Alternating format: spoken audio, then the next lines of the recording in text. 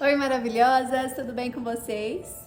Vamos lá então para o nosso terceiro dia, que nós vamos entrar no segundo capítulo desse livro incrível, Gerando no Secreto, Filhos Resgatados pelo Poder da Oração, um devocional de 40 dias. Amanhã nós vamos entrar realmente nos 40 dias, vamos iniciar, a partir do dia 1. E hoje, então, a Flávia nos traz mais uma reflexão aqui, nesse capítulo 2, sobre disciplinas espirituais que geram resultados sobrenaturais. Gente, incrível, incrível, incrível esse tema. É realmente para ficar encucado na nossa cabeça, né? O quanto é importante nós prostrarmos ao Pai, né? Com certeza. Antes de explicar a importância das disciplinas espirituais na guerra espiritual, é necessário fazer algumas considerações. Como mencionado na introdução desse livro, mães espiritualmente fracas não conseguem gerar filhos fortes espiritualmente. Então, assim como a mãe natural, desnutrida, não tem como proporcionar alimento para o seu filho, a mãe espiritual também não pode ficar desnutrida espiritualmente. Então, por isso nós precisamos muito, ela precisa de alimento sólido, acompanhamento médico adequado, atividade física, vacinas, uma série de outros cuidados para que o processo de geração seja saudável, né? Fazendo uma alusão à gravidez. Podemos comparar as disciplinas espirituais ao pré-natal para garantir que o bebê nasça saudável. Essas disciplinas são essenciais para o seu crescimento e, consequentemente, para o novo nascimento do seu filho. Então, gente, por isso que Deus nos compara também com guerreiros, né? Na Bíblia não fala que os filhos são como flechas na nossa aljava? E ela fala sobre isso. Precisamos lançar nossas flechas, os nossos filhos, para o alvo certo, Jesus. Não haveria figura melhor para nos representar. Afinal, uma guerreira de Cristo se machuca, cai, é ferida, se levanta, cansa, mas jamais desiste do alvo. Nesse capítulo ensino como se apresentar diante do Senhor de mãos limpas e usar as armas corretas. Aqui ela fala um pouco sobre obediência, que é tudo que você precisa para alcançar as promessas bíblicas para você e para as suas gerações. Quando cumprimos princípios por amor e não por legalismo, Deus cumpre suas promessas. O que seria esse legalismo? É religiosidade, né? É um cumprimento da lei rigorosa ali. Afinal, como ele cumprirá promessas na vida de quem não se compromete com a palavra? Outra reflexão necessária. Como seu filho vencerá gigantes se você mesma ainda se encontra estagnada ou com preguiça de guerrear? O quanto você está realmente disposta a se santificar para alcançar a autoridade espiritual e vencer essa guerra? Até que ponto você está disposta a viver esse desafio sobrenatural de gerar um filho no mundo espiritual? Até que ponto você está comprometida a gerar espiritualmente o filho que Deus já planejou? Ao contrário do que muitos pensam, vencemos a guerra espiritual não com gritos dentro do nosso quarto, mas em obediência a Deus. Entenda, Satanás precisa de legalidade no mundo espiritual para agir. Portanto, comece a tirar alimento da boca da serpente antes das disciplinas espirituais. Portanto, comece a tirar alimento da boca da serpente através das disciplinas espirituais. Então, como assim?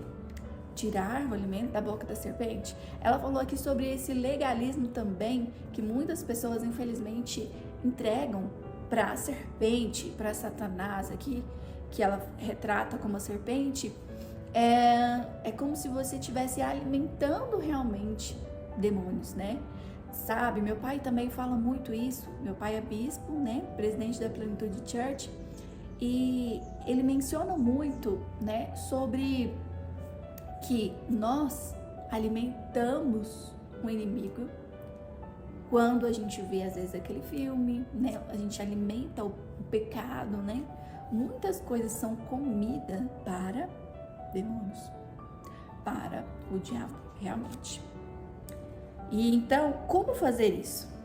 Obedecendo ao Deus das Escrituras, derrotamos Satanás quando ele não encontra em nós algo para atingir em nossa vida. Nos tornamos vitoriosas na batalha quando buscamos o centro da vontade de Deus, o que só ocorre com santificação.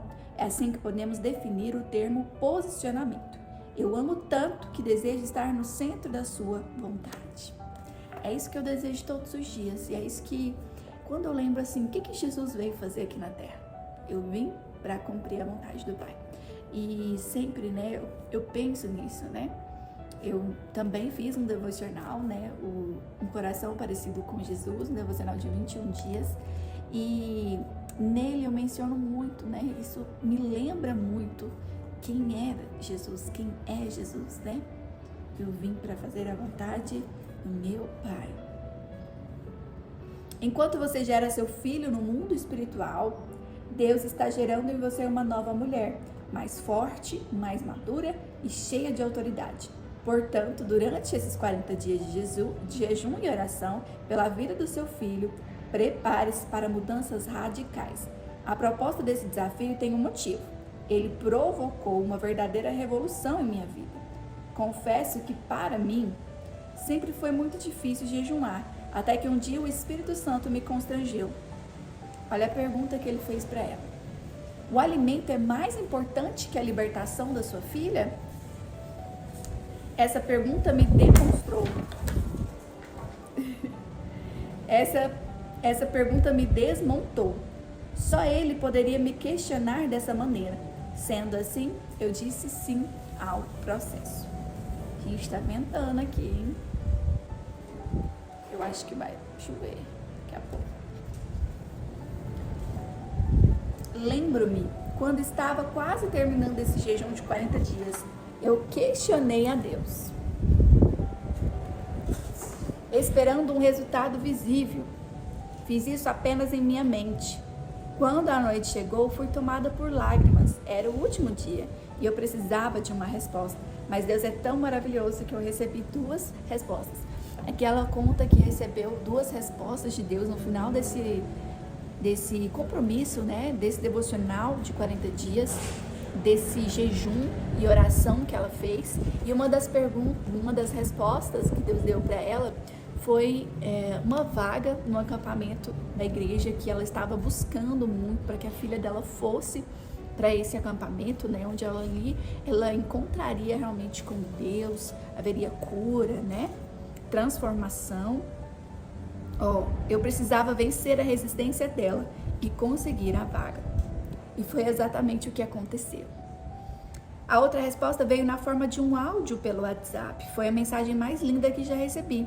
Deus usou o marido de uma amiga que não me conhecia para me enviar uma oração por mensagem de voz. A oração respondeu a todos os meus questionamentos. Assim vou transcrevê-la, pois ela pode também aumentar a sua fé. Gente, eu já li essa oração e ela realmente é incrível. Fique atenta. Minha filha, é Deus falando para você nesse momento, seu pai. Eu tenho ouvido o seu clamor. Eu sei o quanto você tem buscado, o quanto tem me servido. Esse ano te darei experiências mais profundas. Esse é o ano do mergulho. É o ano de se jogar sem medo. É o ano de ir sem olhar para trás, sem ouvir as vozes do lado, sem temer o amanhã. Mas é o ano de ir e se jogar nos braços do Senhor. Não temas, porque o Senhor, teu Deus, é contigo, onde quer que andares. Não temas, pois esses projetos que estão no teu coração e que você já executa hoje, e outros que você já tem sonhado, maiores ainda, e não começou nem a fazer ainda, todos esses projetos são meus. Eles nasceram no meu coração e foram para o seu coração. Então não temas, Deus mostrou e Deus te ajudará a executar cada um desses projetos, pois Ele é o seu Deus que cuida de ti. E sobre o projeto que buscas também, que é a tua família, uma família toda rendida aos pés do Senhor. Fique tranquila, pois existe uma promessa sobre a tua casa. Você e a sua casa servirão ao Senhor. Às vezes não percebes mas eu já tenho feito uma grande obra na vida de todos na sua casa. Enquanto não percebes, nem vês, eu estou trabalhando no secreto, porque eu trabalho de dentro para fora. A mudança não acontece no exterior primeiro. Ela acontece às vezes em um questionamento que eu coloco, em uma dúvida, em uma curiosidade, e acaba que as pessoas começam a me buscar. Elas começam a buscar uma resposta, e toda a resposta está em mim, porque eu sou a resposta de todas as perguntas. Descansa no teu Deus, confia nele, espera nele, entrega o teu caminho ao Senhor, confia nele e o mais ele fará. Todas as vezes que ouço esse áudio, ouço a voz do próprio Jesus. Talvez você não receba um áudio como eu recebi, mas creia, algo já está acontecendo. E mais um conselho, nesse processo de 40 dias, coloque todas as expectativas em Jesus e lembre-se de manter o coração grato a Ti, de quaisquer circunstâncias, pois a vontade dele é sempre boa, perfeita e agradável. Mesmo que você não veja imediatamente os resultados, eles virão. Outro ponto importante, não pense que porque você começou a orar, tudo vai melhorar. Pelo contrário, aquilo que precisa ser exposto vai aparecer. A luz virá sobre as sombras. Mas sabemos que Satanás se levanta para cair. O processo não é fácil, mas você sairá totalmente fortalecida. E aqui ela vem falando já sobre as disciplinas espirituais. O que são as disciplinas espirituais? Você pode imaginar aí, né? O jejum, a oração, a leitura da palavra, a meditação e a adoração. Então são 5 coisas aí que nós precisamos fazer para nos tornar mais fortes espiritualmente. E ela vai falar sobre cada uma dessas coisas aqui, né? Primeiro ela fala que disciplina, muitas pessoas podem ter uma resistência com essa palavra disciplina, porque ela mesma fala aqui, ó, por exemplo, quando eu era criança, eu levei algumas surras e era comum ouvir da minha mãe a seguinte frase: estou te disciplinando porque te amo e não quero ver você sofrendo. Então, assim, às vezes pode parecer difícil entender isso, né? Como que disciplina com amor? Como assim, né? Eu sei que essa era a verdade profunda do coração dela, mas isso não anula as surras que foram dadas e que eu considerei injustas, né? Por outro lado, posso dizer que em outros momentos a disciplina aplicada trouxe grande ensino e me fez crescer em maturidade. Nenhum atleta consegue atingir bom êxito se não for disciplinado. Por isso, é importante entender que a disciplina não é um castigo. Então, às vezes existe essa forma errônea aí, né, de entender isso. E nem precisa ser um suplício. Afinal, quantas pessoas têm sido extremamente disciplinadas quanto à sua vida profissional, a fim de realizar seus objetivos particulares e de seus negócios? E porque boa parte dos cristãos encontra grande dificuldade para se esmerar em sua vida com Deus? Simples, a luta contra a carne continua por aqui. Saiba, porém, que as disciplinas espirituais são um meio de graça que o Senhor nos deixou para crescermos em nosso relacionamento com Ele. E a primeira disciplina que ela nos deixa aqui é o jejum, a disciplina espiritual do jejum. Alimentar-se é a necessidade mais básica do ser humano. Quando jejuamos, estamos dizendo a nós mesmos e ao Senhor Jesus que Ele está acima e é mais importante do que qualquer necessidade, por mais crucial que seja. No entanto, essa disciplina é muito conhecida e mal utilizada. Desde a época do povo de Israel, o jejum tem característica de alcançar o mais profundo do nosso ser, a nossa fome. Temos, portanto,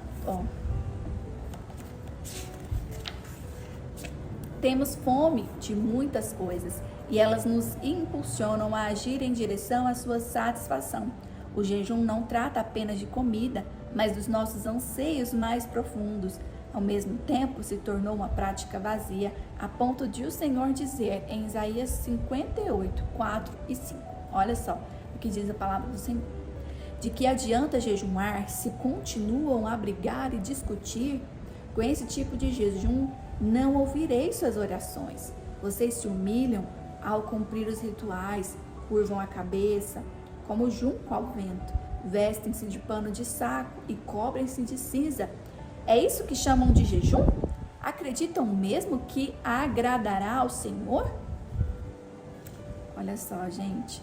Então, o jejum, ele é uma disciplina espiritual, mas ele não deve ser feito de uma forma isolada e nem de qualquer jeito, né? Ele não é uma dieta, né? Ele não pode ser feito aqui, que ela fala, como um ritual vazio de sentido e desvinculado da submissão ao Senhor. É a Ele que entregamos nosso apetite e a sua palavra que recorremos para nos alimentar. Isso trará resultados de transformação interna e externa. Segundo Dallas Willard, o jejum nos mostra quanto nosso corpo é poderoso e astuto na busca de seu próprio caminho contra as nossas mais fortes determinações. É verdade, gente. John Wesley disse uma vez que alguns exaltam o jejum religioso acima de toda a escritura e da razão. Outros o negligenciavam totalmente. Então aqui na Bíblia fala sobre o jejum espiritual em diversas passagens e trata isso como algo muito importante, né? E ele foi inclusive ensinado e praticado por Jesus e os seus seguidores. No jejum, nós nos abstemos de alimento e, em alguns casos, também de líquidos, mas precisamos, com certeza, nos abster de distrações. Essa disciplina nos ensina muito e rápido sobre nós mesmos. Certamente ela nos humilha, pois prova quanto nossa paz depende de nossos apetites. O jejum também pode revelar como usamos o prazer de comer para diminuir o desconforto causado pela falta de fé e pelas atitudes insensatas, como a falta de dignidade, trabalho sem sentido, existência sem propósito e a falta de descanso ou de exercício. Então, gente, o jejum, ele é poderoso, porque sempre quando eu lembro de jejum, eu lembro que eu estou mostrando para minha carne que não é ela que manda. Eu lembro muito da passagem que Paulo fala para esmurrar o nosso corpo, para matar a nossa carne. Porque se a nossa carne, a gente ficar lá em cima, a gente vai viver a vida que é uma vida vazia, uma vida sem sentido, só buscando os nossos próprios prazeres e desejos, e nós não vamos buscar Deus. Porque a nossa carne, ela não quer. Ela é preguiçosa, ela é totalmente assim, doidinha, né? O jejum nos mostra quanto o nosso corpo é poderoso e astuto na busca do seu próprio caminho contra as nossas mais fortes determinações. Há muitas formas e níveis de jejum. Daniel e seus amigos não quiseram comer das iguarias do rei, nem beber vinho. Eles comeram apenas vegetais e beberam água. Na época da sua pregação para enfrentar a tentação e iniciar seu ministério, Jesus jejuou por mais de um mês. Assim, o jejum pode estar ligado a atitudes de lamento, contrição e arrependimento diante de Deus. Ou em situações específicas de muita angústia, para ficar mais sensível à vontade do Senhor e tomar uma decisão importante. Ou ainda como uma atitude de fortalecimento espiritual para enfrentar um confronto mais direto. Mas ele jamais deve ser visto como algo para comover o coração de Deus, para que ele te dê algo em troca. Isso aqui é terrível, né, gente? É algo que a gente tem que tomar muito cuidado mesmo, né? Não é uma barganha com Deus. Não é porque nós estamos fazendo algo que tem que, no estralar de dedo, né, como gênio na lâmpada, fazer o que a gente quer. É importante entender que o jejum confirma a nossa total dependência de Deus, ao encontrarmos no Senhor uma fonte de sustento e de força além do alimento. Assim, aprendemos pela experiência que a palavra de Deus para nós é uma substância vital. Aprendemos que a vida nos é dada não só pela comida que nos satisfaz, mas também pelas palavras que procedem da boca de Deus. Que como está escrito em Mateus 4:4, né? Aprendemos que também temos uma comida para comer, que o mundo não conhece. Em João 4:32-34. Vamos ler essa passagem? Ele, porém, lhe disse: uma comida tenho para comer, que vós não conheceis. Então os discípulos diziam uns aos outros: trouxe-lhe porventura alguém algo de comer? Jesus disse-lhes: a minha comida é fazer a vontade daquele que me enviou e realizar a sua obra. O jejum é assim uma disciplina de abstenção, na qual praticamos a espera, a abnegação e a entrega. Nos abstemos de algo bom e que podemos consumir naturalmente, como alimento, como um exercício para submeter nossos desejos a Deus. E em troca de comida, separamos um tempo especial para nos dedicarmos à oração, meditação e estudo da palavra de Deus. Assim, o jejum não é uma dieta alimentar e não deve ser praticado isoladamente, mas auxiliado pela prática de outras disciplinas espirituais. A nossa formação espiritual não depende da nossa boa vontade, ela depende do quanto deixamos Deus trabalhar em nós. Compreendido isso, comece com períodos curtos, onde você pode se abster de uma refeição principal uma vez por semana e vá aplicando aos poucos, se assim desejar. Considere necessidades específicas e limitações de saúde, como anemia, diabetes, gestação, entre outras, que precisam de um cuidado específico em relação à alimentação regular. Nesse caso, você pode jejuar de outras formas, por exemplo, parando de murmurar, de criticar ou tirando algo especial que você realmente gosta. Beba água ou outros líquidos durante o jejum. No início, você provavelmente irá sentir pontadas de fome ou desconforto antes de acabar o tempo, mas isso não é fome de verdade. Segundo Richard Foster, nosso estômago foi condicionado durante anos a emitir sinais de fome em momentos determinados. Em vários aspectos, o estômago é uma criança mimada. E uma criança mimada não precisa ser atendida imediatamente. Ela precisa de disciplina. Assim, a ideia é que sejamos senhores de nosso estômago, não escravos dele. Se a sua rotina permitir, dedique esse tempo normalmente gasto com as refeições para meditar e orar. Glória a Deus, né, gente?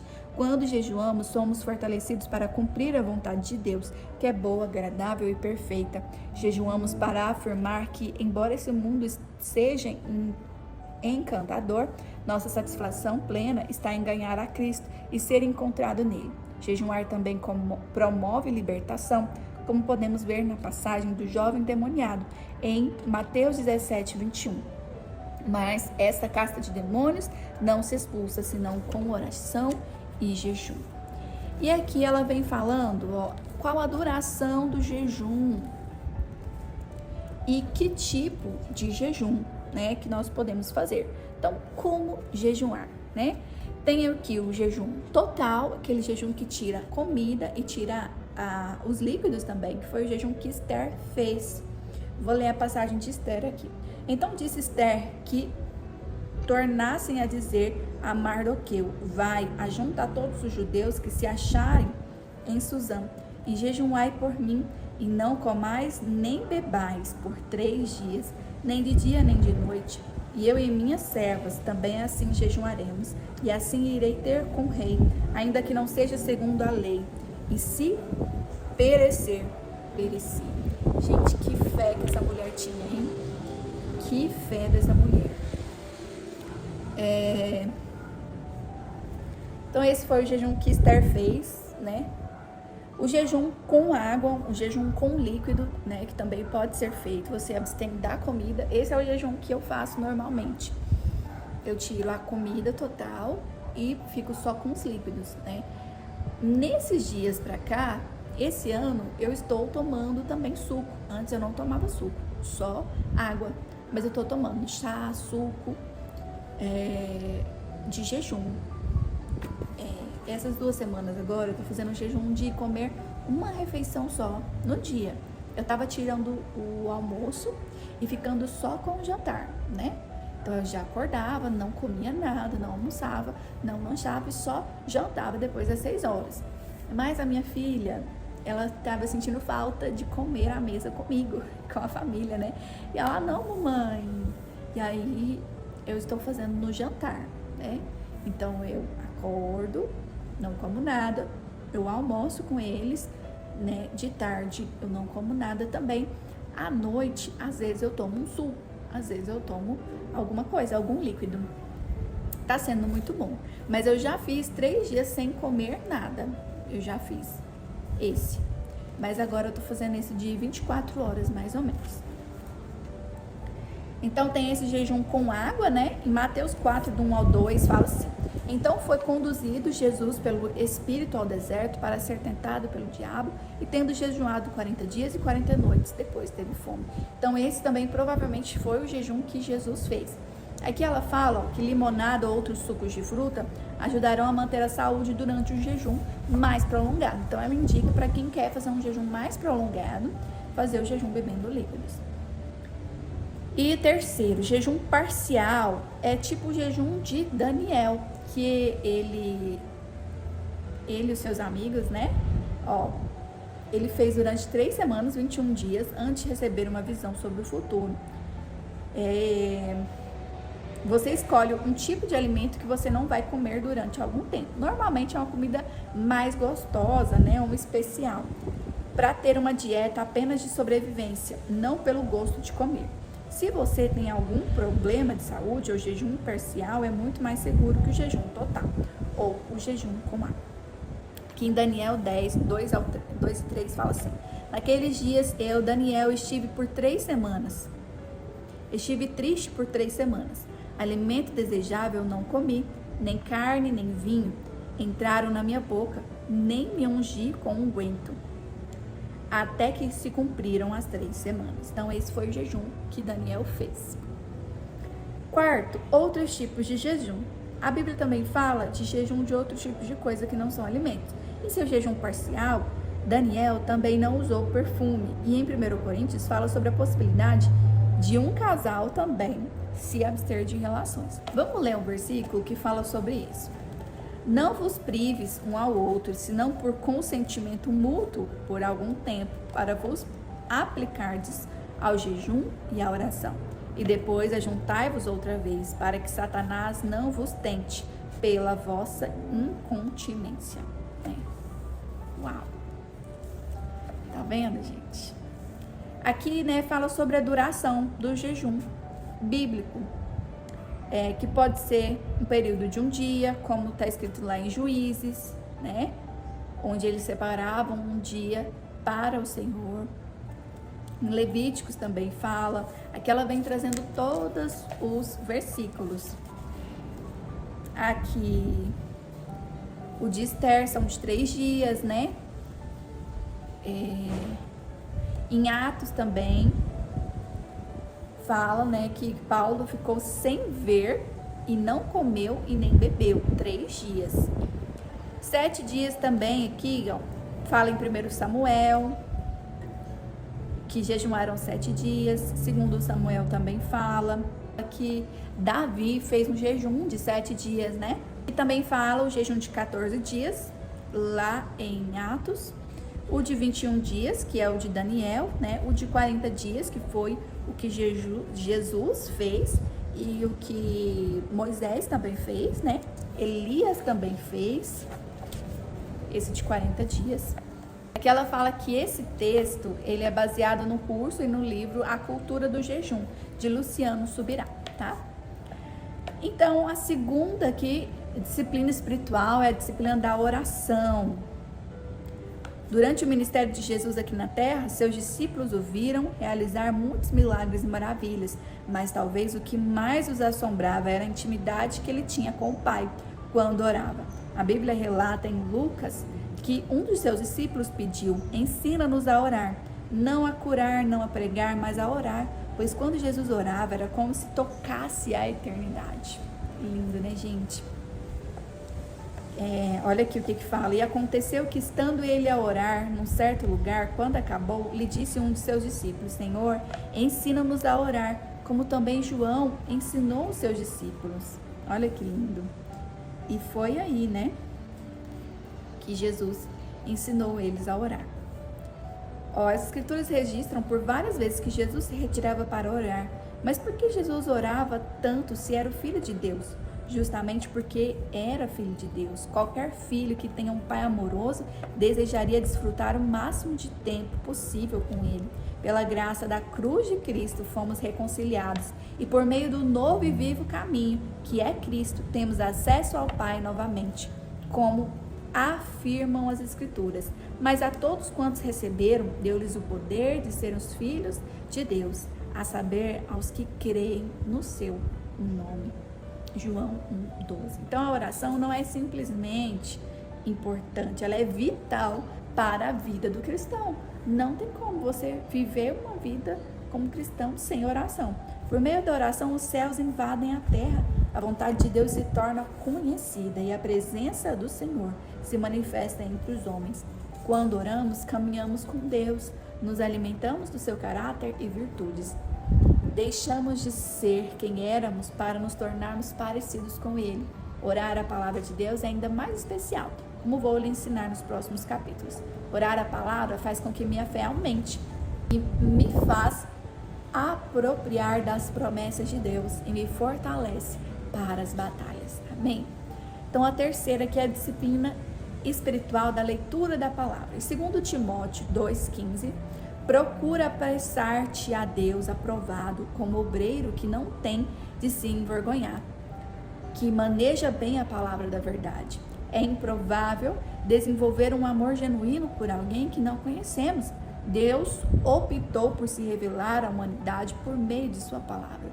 Portanto, é absolutamente contraditório afirmar que amamos a Deus e não amamos a sua palavra. Devemos buscar ardentemente entender quem Deus é e familiarizar-nos com as suas escrituras.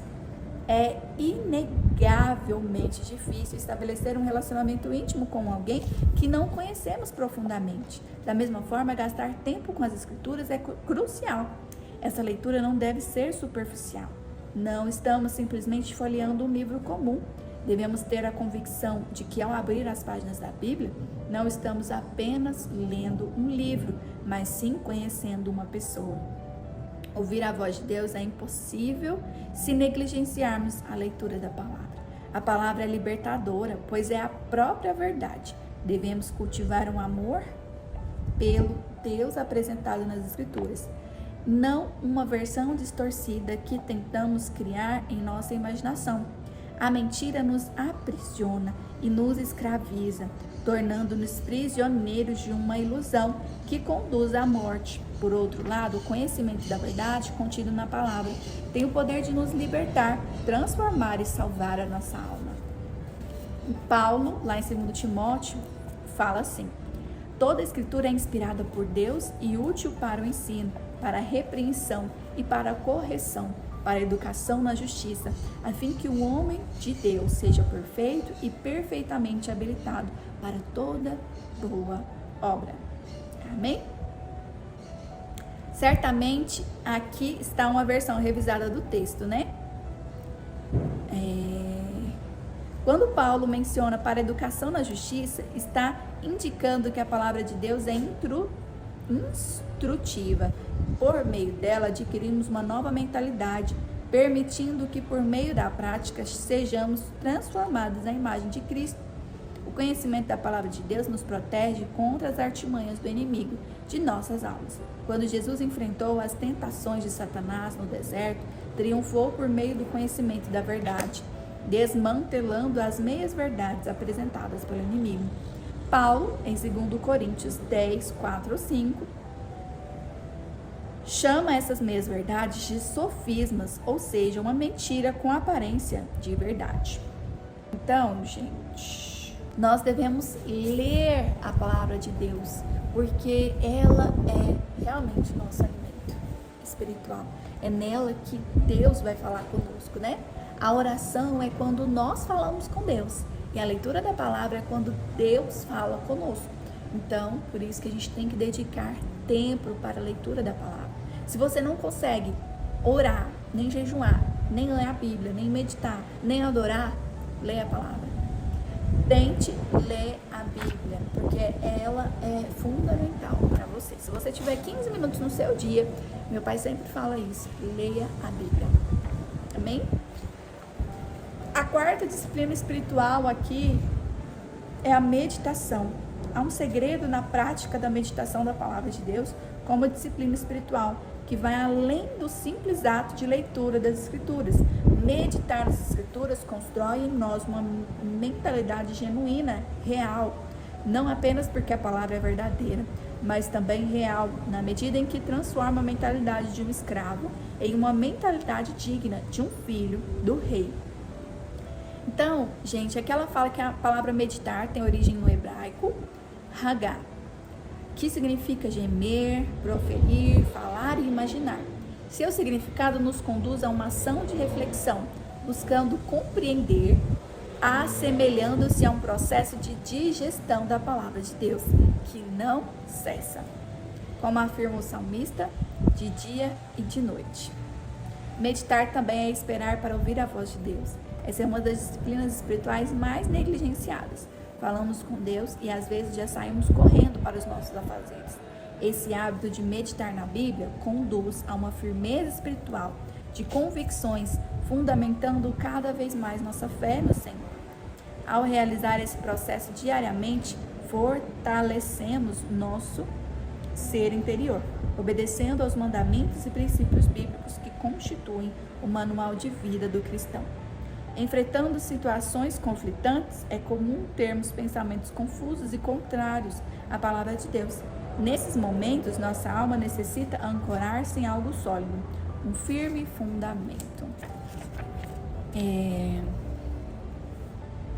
Aqui, ela vem falando, durante esse momento de meditação, conseguimos organizar nossos pensamentos, submetemos nossos pensamentos negativos aos pensamentos de Deus.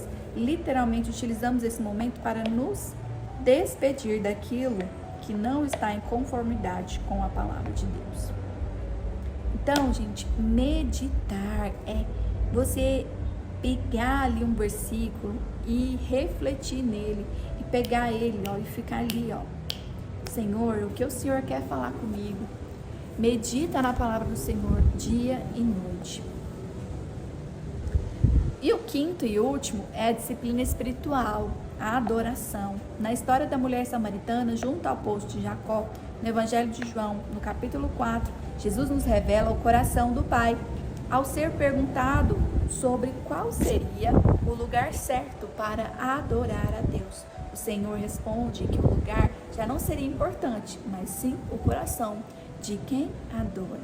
Sabemos que Deus nunca precisou de adoração, como se ele tivesse alguma crise de identidade, precisasse de afirmação. Muito pelo contrário. Em Salmos, as Escrituras declaram: os céus proclamam a glória de Deus e o firmamento anuncia as boas obras de suas mãos. Jesus deixa claro que o Pai não está à procura de adoração. Ele está em busca de adoradores. Adoração em espírito e em verdade é a resposta que damos à revelação de quem Deus é. Há uma relação entre adorar e conhecer. Só podemos adorá-lo em verdade, se o conhecermos de verdade. Isso acontece também porque nos tornamos parecidos com quem adoramos. Por isso a adoração é tão importante. Olha aí, gente, nos tornamos parecidas com quem adoramos. Que lindo isso.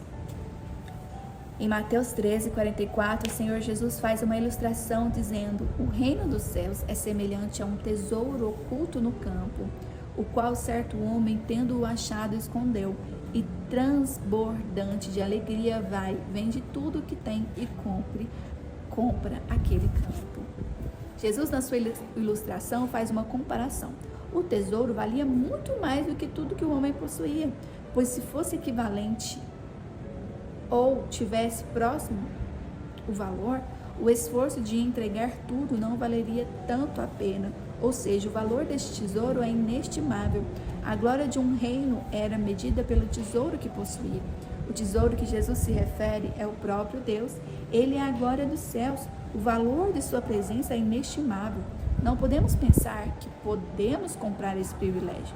A ilustração sobre vender tudo que possui fala sobre uma total entrega e devoção. Amém? À medida que conhecemos mais quem é o Pai, na revelação do seu amor, adorá-lo será inevitável. Não cantamos porque ele exige, não ofertamos por ganância e não nos prostramos e nos rendemos por religiosidade. Nós o adoramos porque, ao conhecê-lo voluntariamente, viveremos uma vida de total rendição e devoção. Amém, maravilhosos! E aqui, para finalizar, ela deixa algumas ferramentas necessárias no devocional, né? O que são essas 5 ferramentas? Primeiro, prepare o ambiente. Coloque uma música suave, comece seu devocional com adoração, vá aquietando sua alma para ouvir a voz de Deus. Escolha 1 ou 2 músicas de adoração, músicas cujo Jesus é o centro, cristocêntricas. Então vamos colocar isso em prática também aqui nos nossos vídeos. Vamos fazer esse momento juntas? Vamos então? Segundo, você deve abrir a sua Bíblia. É difícil ter um tempo de devoção profundo e significativo se você não inclui a palavra de Deus no processo. E aqui fala, olha o que ela fala, livros, lives, podcasts são sobremesas. Muita gente se alimenta muito de livros, lives, podcasts, né? Mas a Bíblia é alimento sólido. Agarre sua Bíblia, abra e mergulhe nela. O Espírito Santo vai começar a te revelar. Ele fará com que algumas mensagens pulem nos seus olhos. Antes de abrir a Bíblia, já ore pedindo a revelação do Espírito. Glória a Deus. O terceiro, escolha um livro da Bíblia e termina. Aqui ela fala para escolher um livro da Bíblia e ler. Use uma caneta marca-texto para as passagens que você deseja aprofundar. Eu, quando estou num devocional assim, eu gosto muito de ler Esther, Ruth, né? No meu devocional de 21 dias que eu escrevi, eu coloquei livro de Esther, livro de Ruth, Provérbios é maravilhoso também, né? Ali junto com Eclesiastes, que são 31 provérbios, né? E o quarto, tenha um diário e uma caneta. Ter um diário ao seu lado durante meus devocionais tem sido uma grande mudança para mim. Eu amo pausar a leitura bíblica e escrever versículos que se destacam, registrar orações que vêm à minha mente, anotar louvores e simplesmente colocar ali meu coração e meus pensamentos conforme eles se relacionem com o que eu estou lendo. Eu também, né, já tive essa prática, confesso que não é toda vez que eu faço isso, mas é maravilhoso quando a gente faz. No meu planner também a gente tem esse espaço para você colocar ali o que Deus falou com você no seu devocional, né? E a gente tem também um devocional, que é um caderno específico para você escrever o que Deus falou com você naquele dia. Isso é incrível, gente. Torne pessoal seu momento e medite. Anote seus pedidos de oração. Coloque o nome das pessoas que você está intercedendo. Quais são os conflitos e luta que você está enfrentando aquela semana? Ou seja, para não se perder e nem deixar seus pensamentos vagarem, anote tudo. Também compreendi que ao escrever, estou materializando algo novo, concreto, trazendo à existência o que ainda não é como se já fosse real. E as armas espirituais. Diariamente enfrentamos ataques planejados por Satanás. Para nos proteger, é crucial nos armar com as armas espirituais, conforme indicado em Provérbios. E aqui ela deixa algumas reflexões também. Como está a sua vida de oração? E a sua vida de reclamação? A reclamação é uma oração a Satanás. Como posso melhorar minha vida devocional com Deus? Quais são os empecilhos na minha vida de oração? Estou apenas cumprindo um rito religioso ou sou completamente dependente de Deus, por isso oro? Tenho produzido bons frutos quando saio do lugar secreto? Durante esse período de leitura, deleite-se todos os dias com Salmos 91. Leia-o em primeira pessoa, declarando que você está debaixo do esconderijo do Altíssimo. O esconderijo é o lugar secreto e ao final do livro você encontra esse versículo para ser declarado na primeira pessoa. Então, gente, aqui ela deixa os Salmos 91 para que a gente leia todos os dias. Amanhã a gente vai começar o primeiro dia, então a gente pode também ler amanhã. Amém, maravilhosos? Então é isso, vamos fazer nossa oração? Amém. Vamos então fazer oração nos revestindo com as armas espirituais? O que vocês acham? Ó, eu vou ler o versículo e nós vamos nos revestindo com a arma espiritual, tá bom? Efésios 6, do 11 ao 18. Revestir-vos de toda a armadura de Deus, para que possais estar firmes contra as astutas ciladas do diabo. Porque não temos que lutar contra a carne e o sangue, mas sim contra os principados, contra as potestades, contra os príncipes das trevas desse século, contra as hostes espirituais da maldade nos lugares celestiais. Portanto, tomai toda a armadura de Deus, para que possais resistir no dia mau, e havendo feito tudo, ficar firmes. Estai, pois, firmes, tendo cingidos os vossos lombos com a verdade, e vestida a couraça da justiça, e calçados os pés da preparação do evangelho, tomando sobretudo o escudo da fé, com o qual podes apagar todos os dardos inflamados do maligno. Tomai também o capacete da salvação e a espada do Espírito, que é a palavra de Deus, orando em todo o tempo, com toda oração e súplica no Espírito, e vigiando nisso com toda a perseverança e súplica por todos os santos. Amém. Senhor, meu Deus, meu Pai, nós clamamos a Ti, Senhor, que o Senhor nos direcione nestes dias, nesses 40 dias de devocional, Pai. Senhor, nós clamamos a Ti que o capacete da salvação e as armaduras do Senhor estejam conosco todos os dias. Pai, nós clamamos para que o Senhor nos ajude, em nome de Jesus, a prosseguir, porque sozinhas nós não conseguimos, mas nós precisamos, Pai, ser totalmente dependentes de Ti. Por isso nós clamamos por mais de Ti, pela Tua misericórdia, pela Tua ajuda. Senhor, perdoa todos os nossos pecados. Não olha para a nossa pequenez, não olha para as nossas fraquezas, mas olha, Senhor, para nós com bondade. Em nome de Jesus. Amém, maravilhosas? Então, até amanhã. Compartilha, se inscreve, comenta e curte. Beijo, beijo.